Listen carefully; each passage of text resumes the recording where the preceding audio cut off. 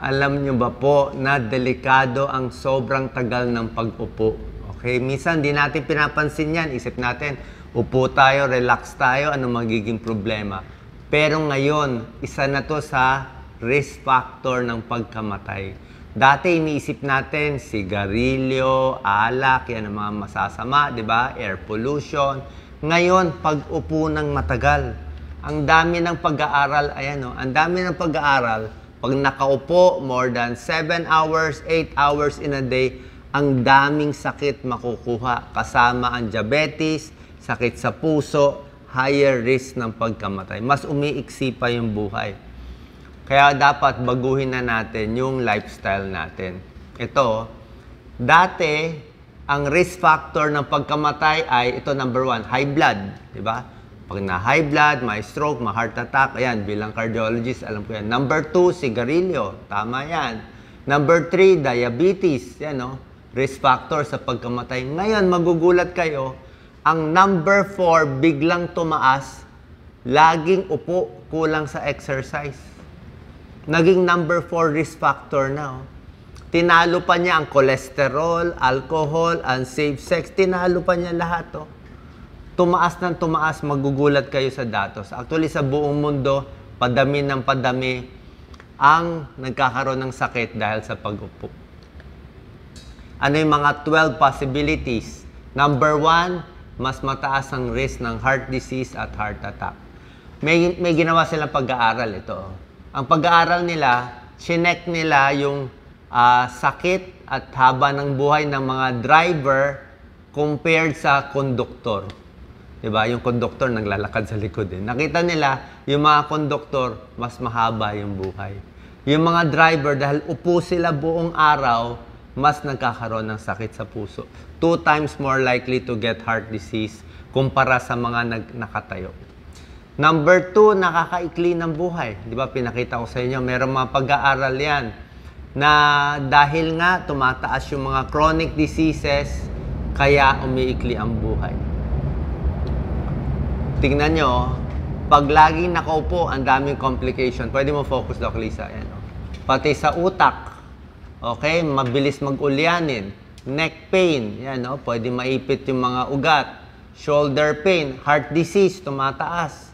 Diabetes, tumataas. Colon cancer, humihina ang tiyan. Pati mga hips, humihina. Yung likod, L4, L5, sumasakit. Pati pancreas nga, nagkakaproblema din. Pati ulyanin, makakalimutin, mas tumataas din. Ayan, oh. Heart disease, diabetes, stroke, high blood pressure, high cholesterol. Hindi malinaw. Siguro pag laging nakaupo, baka nanonood na lang ng mga palabas, hindi umaandar yung utak. Diba? Kulang sa exercise, kulang ang daloy ng dugo. Kaya pati yung daloy ng dugo sa utak, hindi rin maganda, kaya mabilis maulyanin ang laging nakaupo. Usually, cut-off nila 7 to 8 hours. Pwede nyo naman i-compute gaano katagal ang upo nyo sa isang araw. Like dito, after this video, dapat tatandaan ko lakad-lakad. Pag nasa school, di ba? Siguro, after 45 minutes, isang klase, lakad muna. Bigyan ng break yung mga bata, palakarin muna sa labas. Kung may office kayo, may meeting. Pag matagal ang meeting, after 45 minutes, may 3-minute break, di ba? Mag-CR muna, akyat muna. Kasi kailangan tuloy-tuloy yung, kailangan buong araw, meron kang exercise pa konti-konti. Ito, magugulat kayo. Yan, no? Pag umupo daw tayo, more than 7 to 8 hours in a day, tapos sasabihin mo, sa gabi mag-gym ako, mag-exercise ako, magte-treadmill ako. Sabi dito, sa pag-aaral, hindi na daw sapat Yung in-exercise mo nung gabi, hindi niya kaya palitan yung pag-upo mo ng 8 hours sa umaga. Ibig sabihin, pag umupo ka na matagal, mag-a-accumulate na varicose veins, bara sa paa, higher risk for colon cancer, diabetes, nakuha mo na yung risk So, dapat pinakamaganda, may exercise ka throughout the day. So, every hour, dapat nga yung iba nga tina-timer pa Every 45 minutes, nagre-ring yung relos nila para makaalala na dapat na maglakad. Nawawala din yung exercise benefits Mamaya may tips tayo. Odds for diabetes, tataas din.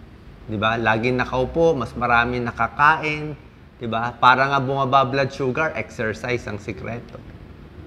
Pag matagal nakaupo, headache, brain fog, heart disease, pati yan, carpal tunnel, knee pain, poor circulation, diabetes, yan.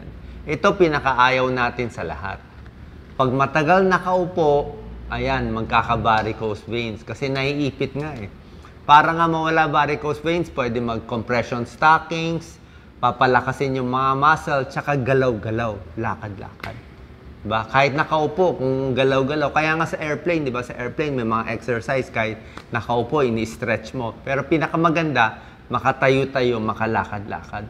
Kung hindi, pag nag-varicose veins, ang next step niyan magiging manas. Pag nagmanas yan, ang pinakaayaw natin sa lahat, ito ang deadly na complication ng varicose veins.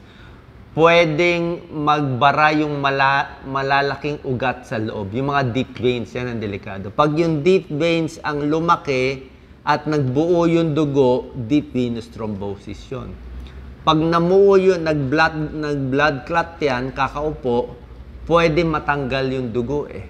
Pag natanggal yan, aakyat yan sa baga, magbabara sa baga, pulmonary embolism, hindi makakahinga, nakamamatay. Deadly yung pulmonary embolism. Anong senyalis nito? Biglang lumalaki yung paa, biglang sumasakit. Ano gagawin? Wag uupo ng matagal. Pwede mag-compression stockings. Tulad nga sinabi ko, pag sa gabi, itaas yung paa, mga 15 minutes, 30 minutes. O kung sa tanghali, mataas mo o i-massage konti para bumaba yung dugo, hindi mag-ipon yung dugo at yung manas sa buong araw. Ito ang delikado sa matagal na pag-upo. Kaya sinasabi ko na sa inyo, mas umiikli yung buhay based on maraming mga sakit na possibilities. Pati nervous din daw. Hindi nila maintindihan. Bakit? Siguro ba nakaupo, maraming trabaho, maraming work, kaya nai-stress. Sa likod, masama. Nakaupo eh. Yung pressure sa likod eh. Nape-pressure yung likod eh, pati yung mga muscles. Sumihina din yung muscles. Pati yung paa, nagsho-shorten yung muscles. Dapat nga, nag-i-stretch eh. Ayan, pakita mo, Doc Lisa. Ang daming problema, hindi lang sa diabetes, sakit sa puso, cancer, ayan yung sa buto natin, puro check-up ng orthopedic kailangan eh. Neck pain, hand pain, knee problem, back pain, ayan hip pain, hernia, low back pain, hirap huminga, shoulder pain. Lahat yan tumataas dahil sa tagal ng pagkaupo. Tataba pa, overweight. Siyempre, pag overweight, andyan na yung mga sakit. Ito yung kasabihan talaga ng mga doktor. Para nga alagaan yung katawan natin, lalo na pag over 50 years old na kayo, over 60 years old, move it or lose it. Yan ang kasabihan. Anong ibig sabihin? Galaw-galawin mo yung, gamitin mo yung parte ng katawan mo or mawawala na yung parte ng katawan na yon. Anong ibig sabihin? Pag hindi mo ginamit lagi yung kamay mo, hindi ka lagi naglalakad, hihina ng hihina. Yan. Pag hindi mo ginagamit yung utak mo, nag-retire ka na, ayaw mo na mag-isip, papurol ng papurol, pahina ng pahina ang memory. Pero yung gamit ng utak, laging matatalas. Yung lagi nagtatrabaho sa bahay, galaw-galaw lagi, mas maganda. Kasi pag gumagalaw, gumaganda circulation eh. Circulation pag naglalakad tayo, naglalakad good circulation sa paa, sa puso, pati sa utak.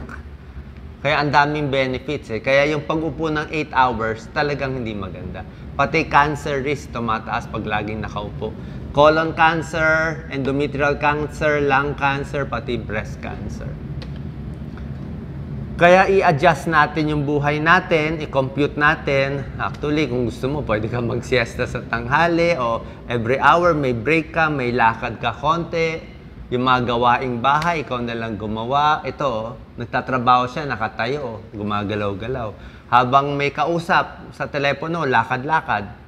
Mag-alaga ng pets, di ba? So, dapat throughout the day, may exercise. Hindi pwede lagi nakaupo.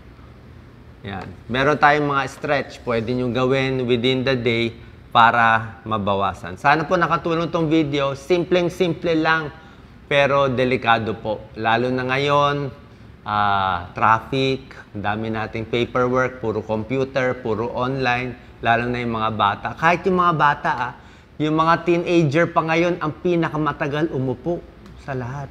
Sila pa pinakamatagal. Kasi lagi nga online sila eh. Kaya pwedeng tumaas ang mga risk nila. Kaya mag-ingat po. Salamat.